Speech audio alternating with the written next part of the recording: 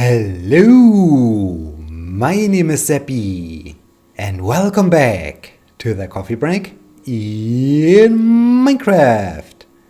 Today is Wednesday, September 19th, 2018. I think there is a skeleton somewhere on the other side of this hill. Do I like to... Ooh, we are watched. Someone is watching us. That's bad. That's very bad. I think I will just grab all my things and continue on with the expedition that has the goal to explore those gigantic maps. I think that's a really cute project. I can't wait for the final map wall that will show a huge area of the coffee break world. So yeah, that's a great project, and it gives me the opportunity to experience a lot of great and new places, to see a lot of great features in the environment of the coffee break. So that's awesome. That's really fantastic. I'm super excited, and I hope I see all those pixels, or I get to reveal all those pixels down at the bottom of the map, because it's really hard to see if I get everything or not with my interface, with the health bar and the bar indicating the armor I'm currently wearing. But I think this should work out. It's a little bit dangerous to walk with a map because I don't see where I'm walking, and so it might happen that I'm just running into a pool of lava or so. So this would be bad. This would be very bad. But yeah, so that's the goal for this episode, to just continue on exploring the coffee break world and to see a lot of beautiful places. Also, I'd like to talk about my third and last paper I published at the VS Games, and yeah, I'd like to talk about my scientific results. The paper starts with the same procedure and the same theoretical model as the last one, the Kerbal Space Program one. It bases on my Gamified knowledge encoding model, which I explained to you 1 week ago.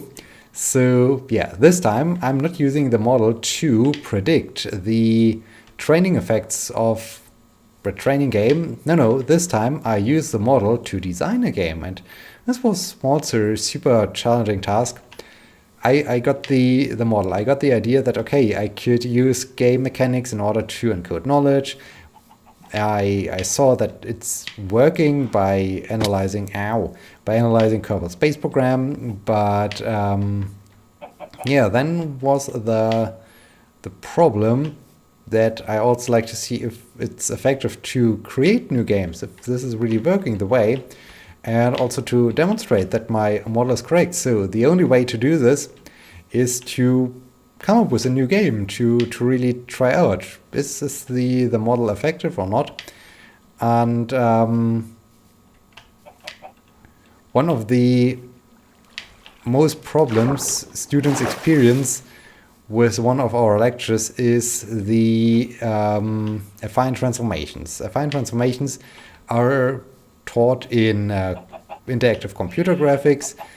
Basically, they describe how you can rotate, translate, scale, mirror, and shear an object by doing matrix multiplications. And an affine transformation commonly is expressed with 4x4 matrix. So this is really complex. This is super complex. I mean, you do have an object in a virtual environment, in a 3D environment, and this object somehow rotates or changes its position just because you change some numbers in those matrices and multiplicate them. So getting an understanding for this, understanding why this is happening and what are the effects when you apply an affine transformation, that's super difficult, because students just see those mathematical principles, the theoretically grounded mathematical aspects, and why is this happening, and how is this looking like? So there we also needed something to provide them with a visual demonstration. And this is a perfect learning content because it's also super complex. And when I can encode super complex learning content in game mechanics and it has a training effect, then this is a good proof. This is a great proof of concept, a great demonstration of the effectivity of my model. So yeah, we designed such a game, and the game basically turns those mathematical operations into cards. So it's not, well, you do have your abilities, and the abilities are just that you can play cards. Later on you can even configure those cards. As I said, you have a 4x4 matrix, which it has a lot of fields where you can enter some self-obtained numbers. So that's basically how you do this. You select a card, and by selecting the card, you can either perform an affine transformation directly when the card is defined, or when the card is not defined, which happens on higher difficulty levels.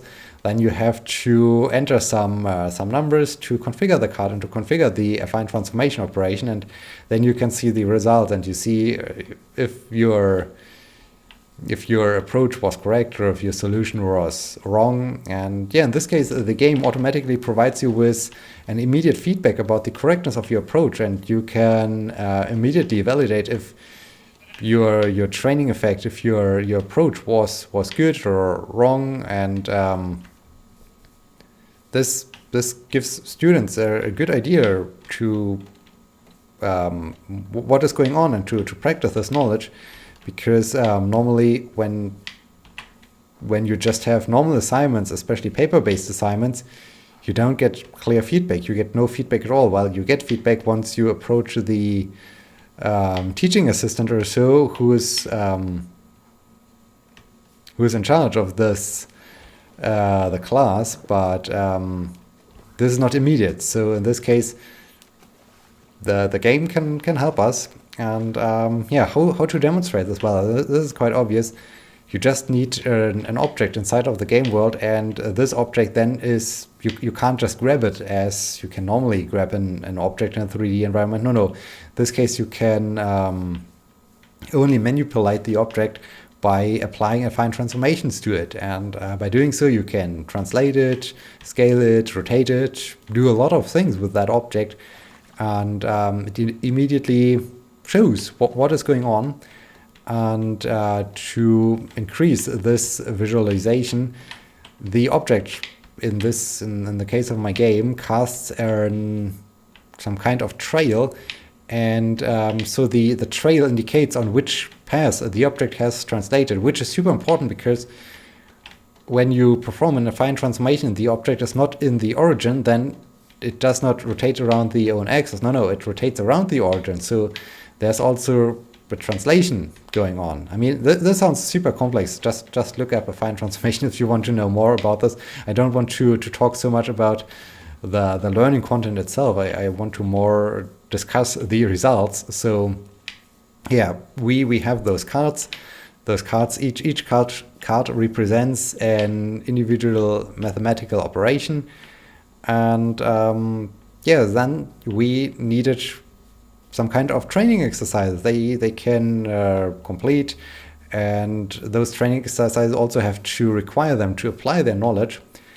Since the game is a little bit similar to Portal, came up with an escape scenario. So they are similar to Portal, trapped in a sealed room, and they have to solve a spatial puzzle by translating or rotating the object in such a way that it matches victory conditions, which are indicated in form of a semi-transparent version of the object.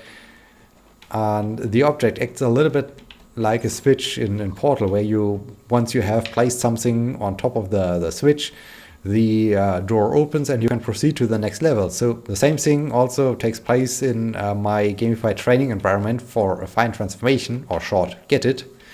That's a quite cool name, I guess. And yeah, so you do the same thing. You have to solve those puzzles You have to transform the object in such a way that it matches the victory conditions, and so it activates the switch and we open a portal, and when you enter the portal you can proceed to the next level. So that's basically the main idea of the game. We also, since the affine transformation, as you just heard, is super complex, added some difficulty levels. So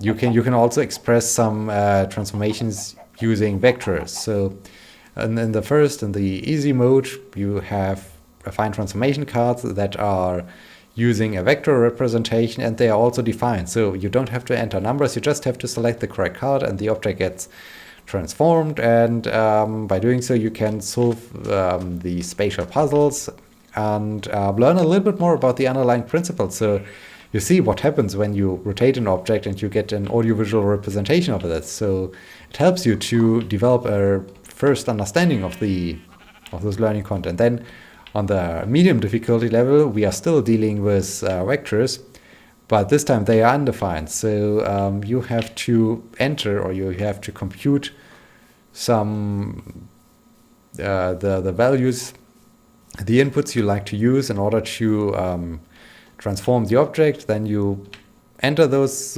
values and you execute the transformation, and you see what's coming out of this. So that's medium. On hard difficulty, we move to the matrices. At this difficulty, the 4x4 matrix is a little bit limited, so you can only access and enter inputs into the fields that are relevant for a certain operation. So, for instance, for translation, you only need the rightmost fields in this matrix, and creepers. And so only those fields are available. The other fields are blocked out, so you can't enter numbers there. And the final difficulty, the expert difficulty, there you have really the completely undefined 4x4 matrix, and you have to even do some matrix multiplication in order to combine some affine transformation. I mean, this all of this sounds super complex, and it is complex. But the game makes it so much more interesting, so much more easy to understand. It really helps people and students to understand this. And this is what I will tell you now, because, of course, after having developed the game, I had to test it. And the only way to really test if it's effective or not is to conduct a user study. So I asked the students that were participating in the interactive computer graphics lecture if they want to participate in this study, and in total I got more than 60 students, which is a nice number, and I randomly assigned them to 3 different conditions. The first condition is play Get It in the lab, so like a normal class. The second group played Get It at home, so they had no fixed appointments. They were allowed to play the game as often as they like. I just wanted to see if there's if it has a higher motivational effect when you just need to train affine transformations, and you can choose the method. So they were allowed to do it on their own. And of course I had a control group, the paper group. This group practiced affine transformation with the traditional paper-based assignments in also class-based environment. And in the end I wrote an exam or a knowledge assessment test to really find out who has learned the most, who has gained the most practice with this learning content. And the entire experiment lasted or took place over the course of 4 weeks. So I had 4 90-minute long training sessions. This is quite demanding when you conduct such a study, and you have to yeah, hope that every participant is showing up again, and if one is missing one session or so, you can remove him from the sample size, so from the sample, so that's bad. This is all bad, and so those effect studies are the worst. Effect studies are really the worst. It's no fun. It's really no fun. But yeah, so I conducted the study. This time no phases. This time just plain training.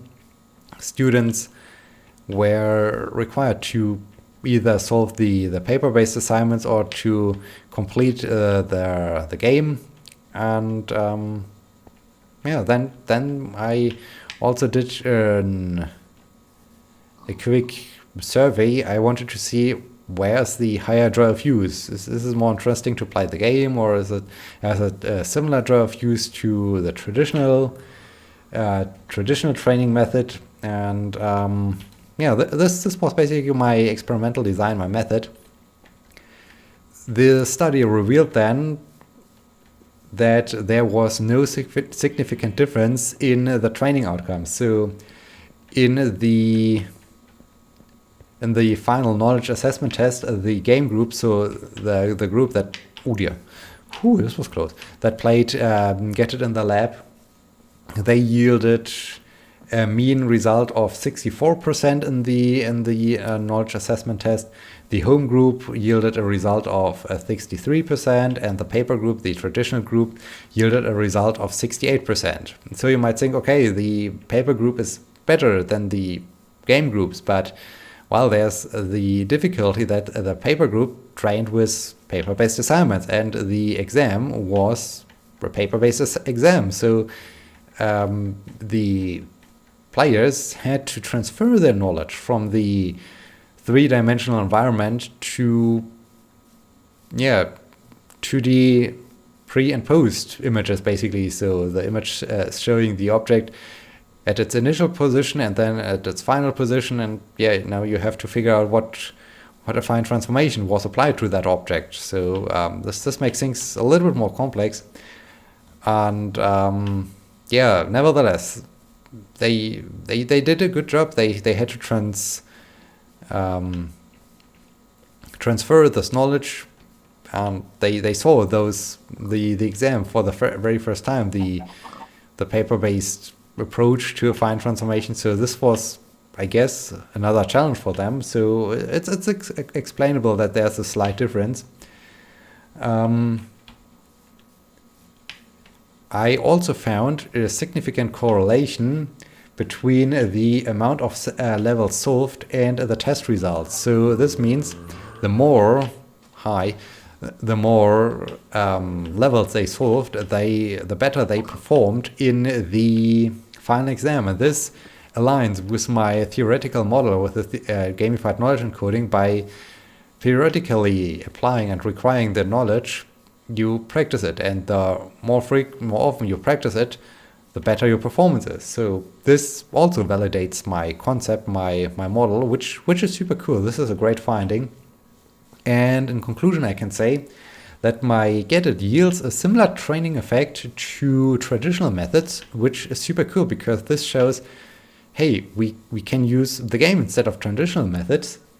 And it also showed that training transfer is successful by encoding this knowledge in game mechanics and training it. So my gamified knowledge encoding model is correct. For the joy of use analysis, players gave significant higher ratings on motivational effects of increasing difficulty. So in the game, as I said, we had different difficulty levels, and also the paper-based assignments increased in difficulty. So in both cases we had an increase in difficulty, but only the game group found it very cool, or they rated it significantly higher, which is super cool. Also, the enjoyment of the entire class was much better in the game group than in the traditional group. So this is also cool. They had more fun. And finally, they said the tasks were way more understandable than the paper-based assignment, which is also cool. So not only that I yielded more fun with my game, I also managed to provide them with tasks they easily understood, where they had no issues understanding what is going on, what they have to do. So this indicates that my design of the tasks was correct and that the tasks in general were well designed. So based on the results of this Java Views evaluation, I can conclude that Get-It is more enjoyable than a traditional training method. More enjoyable. And users have a higher motivation to train this knowledge using Get-It. This is awesome. Those are great results, especially when you now think again about the training outcome. I found out that the game yielded a similar training outcome to a traditional method, but in contrast to the traditional method, the game was more fun. So in the end, there's a higher learning quality, and that's a great result. I mean, okay, the training effect was not better, but students had more fun. They enjoyed it. They found it more useful, and this is awesome. This is really fantastic. This is really great. So I'm super glad about those results, and yeah, this also validates, of course, my theoretical model. So all in all, this was a super great and super awesome outcome. Also, I like to quote one of the students that played the game. She said, "Finally, I understand how affine transformations work." And I mean, that's awesome. This is really what you want to hear when you design a training game, a game that not only visualizes the effects but also requires them in an engaging way. And you have to apply your knowledge to solve puzzles, so your knowledge becomes meaningful to you, and you get rewards for this. You get points and all those fancy stuff. So in the end, this is really cool. I mean, increasing motivation, higher learning quality, and similar effect. So this is really a great outcome. And so in the end, I can also say, yeah, I can even train complex and very abstract knowledge, as we just learned. Affine transformations are complex and abstract, using game mechanics. So that's awesome. Of course, I can train this knowledge with game mechanics. Well, we have to be careful when we consider this outcome, because I just tried it with affine transformation, so it might not be possible with a different knowledge. And this is really the main problem with science. You can't generalize. You can say, okay, there was an effect, but this effect, of course, only applies for this particular situation. So it might be completely different in a completely different environment and a completely different situation. So one has to be careful with generalizing scientific results. Nevertheless, it's really a great outcome. It's super cool. I was super happy about those results, and especially that they validated my theoretical model. And you might ask, okay, now what's next? What's coming up now? And next up is the virtual reality version of this game. So I also created a VR version of it, and I evaluated this as well. Those results are currently under review, so I don't want to say so much about those results. I hope they will get accepted, and I can then talk about the results of the virtual reality application. I mean, this would be also cool. I think I received the reviews next week, I guess. So please keep your fingers crossed that this paper gets accepted as well, because then I can tell you more about Get It VR and the results of Udia High of playing that game. No, Udia. I'm using the wrong tool. So yeah, that's Get It. That's my last paper of the three I presented at the VS Games. And I hope you have enjoyed this special, this scientific special. Soon I can talk about another paper that will be presented early October. Once I have presented it, I will talk, of course, about it again here. I hope you enjoyed this format, and I hope you will continue to join me exploring those maps. I think that's a super cool project. In this case, thank you so much for watching. I hope I see you again in the next episode. Please stay away, spider. I hope I see you again. Okay, too late. In the next episode. Thank you so much for watching, and I hope I see you again. Yeah, my name is Sebbi. See you.